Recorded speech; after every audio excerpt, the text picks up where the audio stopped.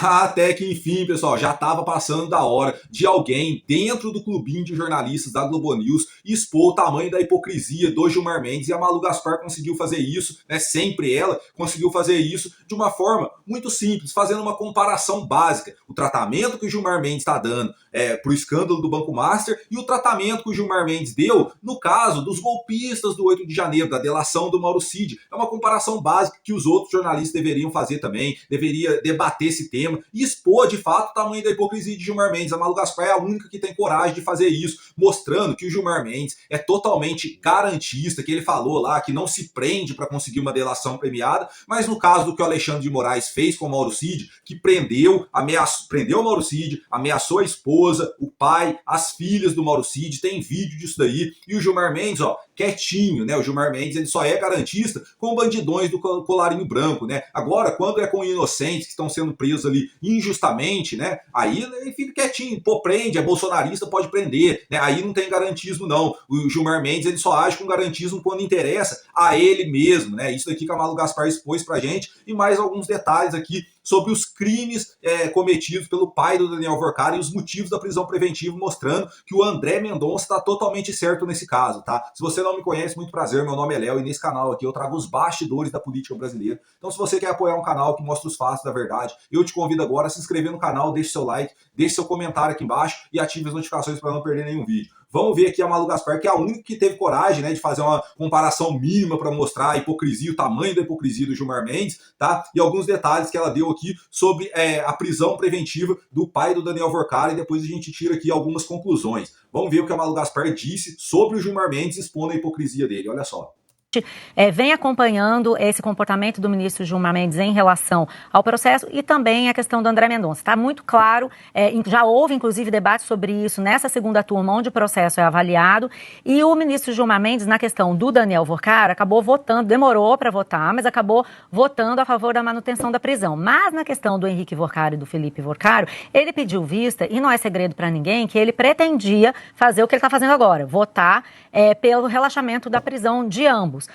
O ministro Gilmar Mendes tem um histórico de ser contra a delação premiada, dizer que a delação premiada é uma forma de tortura. Ele falava muito isso na Lava Jato. Não disse isso no caso do Mauro Cid, mas no caso da Lava Jato ele dizia isso e voltou a sugerir que estava avaliando dessa forma a questão do Vorcaro. E não dá para a gente também dissociar essa posição do Gilmar Mendes em relação ao processo da própria divulgação desse material hoje, né? Esse material é um material sigiloso, feito pela PF, representações da PF, relatórios de inteligência, dados que vieram do COAF sobre a operação que levou à prisão do Henrique e do Felipe Vorcaro, em que se relata, inclusive, por que a prisão estava sendo pedida. E no caso do Felipe Vorcaro, tem inclusive o relatório depois da prisão, eles explicando por que eles acham que a prisão temporária deve ser esticada. Por quê? Porque eles mostram ali que, tanto na questão da irmã do sicário, com as ameaças que são relatadas nas mensagens, a tentativa de resolver ali um problema de contas dela, e ela dizendo que está com medo dos Vorcaro, que os Vorcaro mataram o irmão dela. Tem todo um diálogo, tem diálogos muito tensos ali que ocorrem depois inclusive depois da prisão, dizendo que, tentando negociar ali com o Henrique Vorcaro, depois da morte do sicário, quer dizer, o Vorcaro já estava preso e o pai do Vorcaro estava ali negociando o silêncio dela. Então, isso significa que, qual é o objetivo da PF, né, com um relatório como esse, ao exibir essas provas? Que, se eles ficarem soltos, eles vão continuar tentando obstruir a justiça. Lógico. Esse é o fundamento da prisão temporária e da prisão preventiva. No caso do Felipe Vorcaro, tem relatórios longos do COAF dizendo que ele, só em 2 holdings, transacionou R$1 bilhão. O relatório do COAF sobre o Felipe Vorcaro mostra que ele movimentou R$18 bilhões até 2026. Tem trechos do relatório que vão até março de 2026. Ele continuava mandando dinheiro. Ele já tinha, inclusive, fugido da PF lá numa das operações lá em Trancoso, que ficou famoso o episódio em que ele saiu fugindo num carrinho de golfe. E depois disso ele continuou transacionando dinheiro para o Vorcaro. Então esse foi o objetivo do André Mendonça. O processo estava sob sigilo, ele divulga essas informações no dia em que o Gilmar Mendes ia botar o processo em pauta de novo para votar. Então, tá muito claro isso que você está falando, Ricardo. Tem uma guerra aí para ver quem vai prevalecer no controle desse processo. Com certeza está acontecendo uma guerra nos bastidores, e nessa guerra, nessa batalha que aconteceu, o Gilmar Mendes saiu não só derrotado, mas saiu também humilhado pelo André Mendonça, e a humilhação continua, tá? Porque é muito importante que a Malu Gaspar exponha todos os crimes do pai do Daniel Vorcado aqui em rede nacional para todo mundo ver que o Gilmar Mendes gosta de soltar bandido, cara. Enfim, que quando se trata de bandidões do colarinho branco, ele quer o quê? Colocar em prisão domiciliar para que dê a brecha do cara, ó, picar a mula, sumir do mapa e que ninguém nunca mais veja esse. Por quê? Porque os amiguinhos do Gilmar Mendes estão implicados. Aí quando tem, né, esse conflito de interesse, aí o Gilmar Mendes é totalmente garantista, totalmente passivo, né, com os criminosos de colarinho branco. Agora, quando se trata, né, de pessoas que vandalizaram o Congresso Nacional, quebraram sim, foi errado, tá? Isso daí eu nunca falei que foi certo, aquele quebra-quebra lá, e quem compactua com quebra-quebra tá errado também, né? Quem vandalizou o Congresso Nacional no dia do 8 de janeiro lá, né, o suposto golpe do Alexandre de Moraes, deveria pagar pelos seus crimes, mas pelo crime de vandalismo, né, de depredação ao patrimônio público que seja. Mas agora, onde que teve ali golpe de Estado, crime multitudinário, atentado contra o Estado Democrático de Direito, né, patrimônio tombado, não sei das quantas. O Alexandre de Moraes inventou um monte de coisa lá, prendeu todo mundo, né? Enfim, prendeu inocentes, e o Gilmar Mendes, ó, quietinho. Então eu só acho que deveria ter um debate maior em cima desse assunto aqui para expor mais ainda o tamanho da hipocrisia do Gilmar Mendes. Porque, cara, quando você compara, o Gilmar Mendes ele adora falar, né? Ah, não, porque está sendo utilizado o método dos lavajatistas, né? Porque a Lava Jato foi o maior escândalo que o Brasil já cometeu. Por quê? Porque prendeu corruptos. Não pode prender corruptos no Brasil. É errado prender, no entendimento do Gilmar Mendes, né?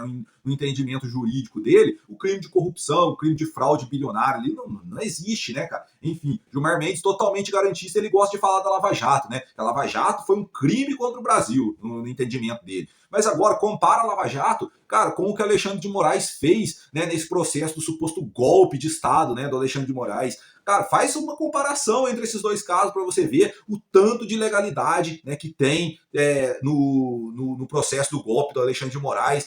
Todas as coisas que ele fez, cara, além de prender inocentes, pressionar, coagir, cara, o Alexandre de Moraes, ele de fato jogou o nome da justiça brasileira no lixo, e o Gilmar Mendes ficou quietinho, cara, ele ficou quieto, né, enfim, não falou nada. Aí, quando né, aparece um escândalo de verdade, né, que realmente mexe no meu bolso, mexe no seu bolso, mexe no bolso de todo mundo, aí ele quer votar a favor dos bandidos. Então tá acontecendo uma guerra clara aqui, e parabéns para a Malu Gaspar, que sempre, né, a única aqui que consegue ter o mínimo de coerência e consegue mostrar os fatos aqui de verdade e bater no ponto que certo, que tem que bater mesmo. Porque os outros jornalistas aqui são muito. Esse Otávio Guedes, que está aqui junto com ela, cara, são totalmente lenientes também, passa pano para os ministros do STF. A única que bate de verdade aqui é a Malu Gaspar. Tá? E tá batendo pouco, tem que bater mais, tem que expor mais o tamanho da hipocrisia. É por isso que a Malu Gaspar vem ganhando credibilidade, né? Não com a população brasileira. Enfim, porque ela faz um jornalismo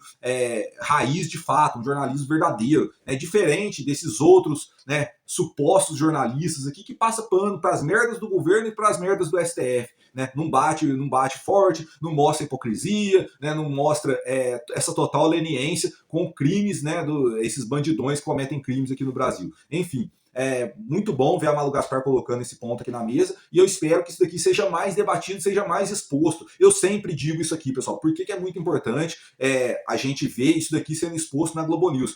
Porque a gente está em bolha, tá? Eu sempre canso de falar isso daqui. A gente que acompanha política, que está por dentro desse assunto, desses escândalos que vem acontecendo, a gente está dentro de uma bolha. A gente acha que todo mundo sabe de tudo, né? Só que tem pessoas ali sempre que está se importando com outras coisas, né? Que tá mais se importando com o boleto que ela tem que pagar, com a festa do final de semana, com o jogo de futebol. Tem gente que não está nem ligando, né? E aí esse pessoal que fica no meio do caminho, que decide eleições, eles costumam assistir a Globo News. E aí, quando é exposto isso daqui em plena rede nacional, em plena Globo, para todo mundo ver, mostra, né, que o Brasil, que a justiça brasileira está em frangalhos, né, isso daqui está sendo exposto, está pouco ainda, tinha que ser exposto mais. Né, tudo isso que eu estou falando aqui deveria ser exposto na Globo News. Deveria ter um jornalista minimamente coerente ali, né, que nem a Malu Gaspar não chegou nesse patamar. Não estou falando que eu sou melhor que ela, estou falando de expor a verdade, de bater forte, né, sem medo nos ministros. A única que tem feito isso daqui minimamente é a Malu Gaspar. Os outros jornalistas não falam nada, cara. Aí precisa, né, de um cara lá, um desconhecido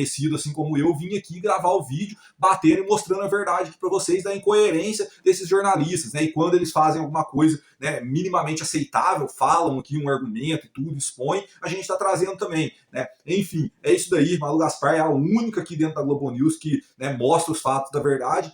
Parabéns para ela e continuem batendo, porque o Brasil está precisando de mudança e a Globo, mais cedo ou mais tarde, vai ter que vir para o lado direito da coisa, vai ter que endireitar. A Globo News, a Globo em geral, se quiser sobreviver, vai ter que endireitar, não tem outro caminho. Tá? Enfim, já começou aqui, né, a mostrar as verdades, já está começando a caminhar para o lado certo. Tá devagar, mas está começando. Isso que é importante. Tá? Se você gostou do vídeo, deixa o like, comenta, compartilha. Tamo junto. Valeu.